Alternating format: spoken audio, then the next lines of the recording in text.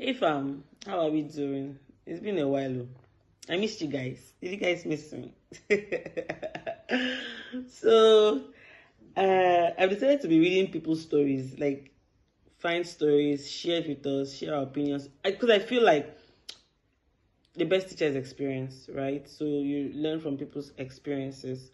So we are going to be reading people's experiences and stories, and then break it down, share our opinions, and how to move forward from those situations if any of us find ourselves in it.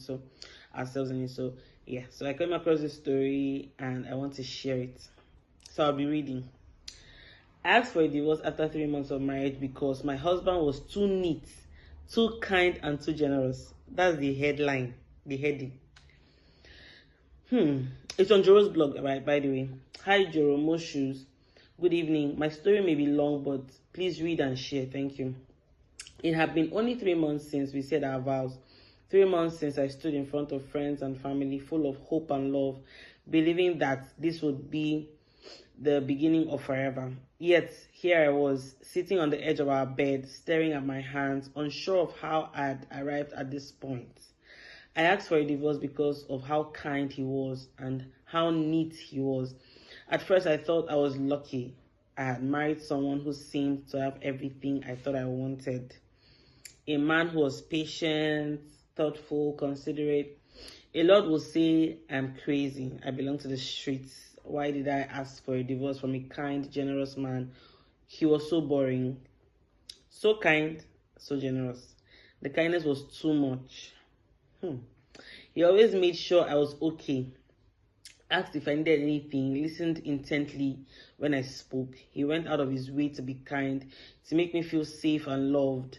I was overwhelmed by his thoughtfulness, grateful for his unwavering gentleness. I thought this was what love is supposed to feel like.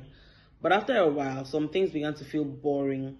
He's too kind, too considerate, too much of a good listener, too much of a great person. It became boring, like very boring. I had no idea how to react to this level of composure.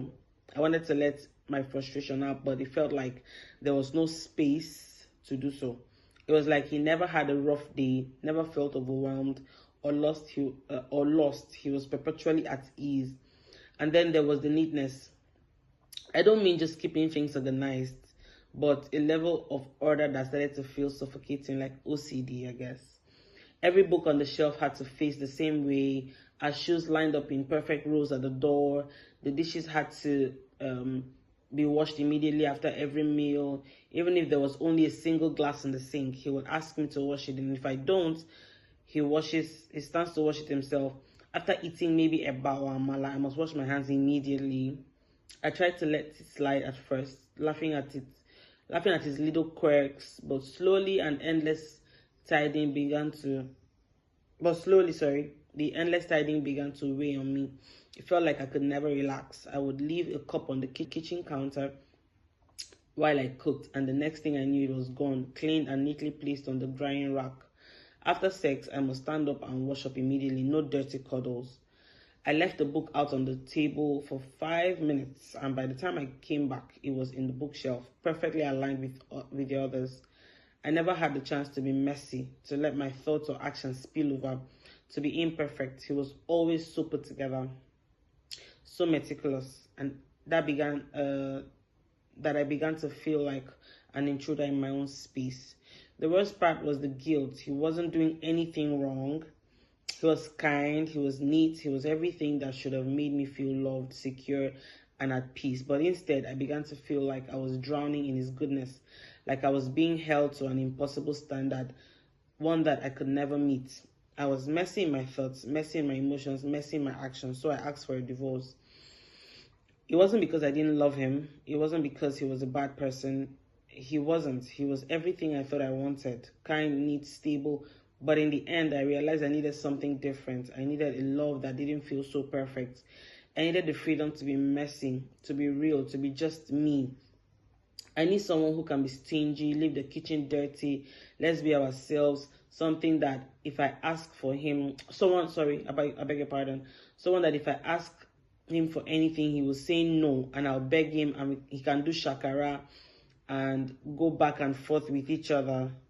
Oh, we dated long distance for 8 months and didn't live together. Did I make the right decision?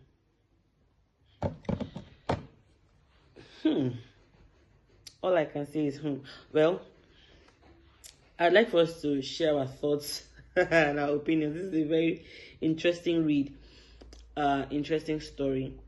This is why, going back to my previous videos, I always say it is important for us to know ourselves, discover ourselves, know who you are before you get into marriage with somebody else. Because the guy did not pretend. I don't think he ever pretended to be somebody he wasn't. They didn't live together or even stay together. It was a long distance relationship, so I can understand. But if you knew yourself, I'm sure like they communicated in those 8 months of dating, right?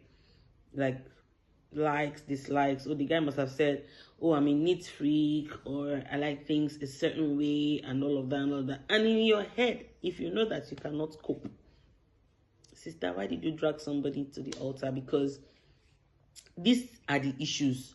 Now, this guy now, if she leaves this guy for this reason now, not that he did anything wrong, he's just being himself. So, has she not left somebody thinking, oh, okay, maybe I shouldn't be kind? Now, the next person now will suffer more. As in, this is what always happens. The next innocent person will suffer this. Like, seriously, you guys, I beg. Just really know yourself. Know for this reason now. Not that he did anything wrong. He's just being himself. So, has she not left somebody thinking, oh, okay, maybe I shouldn't be kind? Now, the next person now will suffer more. As in, this is what always happens. The next innocent person will suffer this. Like, seriously, you guys, I beg. Just really know yourself. Know what you want. So that when you see it, you recognize it and you go for it. You can't hurt somebody, because I feel like the guy is gonna be betrayed and taken aback, you know, because he didn't do anything wrong. Somebody's leaving me for not doing anything, for being the best partner, for being loving and kind and generous and neat, you know, that are boring. There's nothing you will read on this internet. It is a flex. But please, let's share our thoughts and our opinions. I really like to know what we think about the story. Honestly, I really like to know.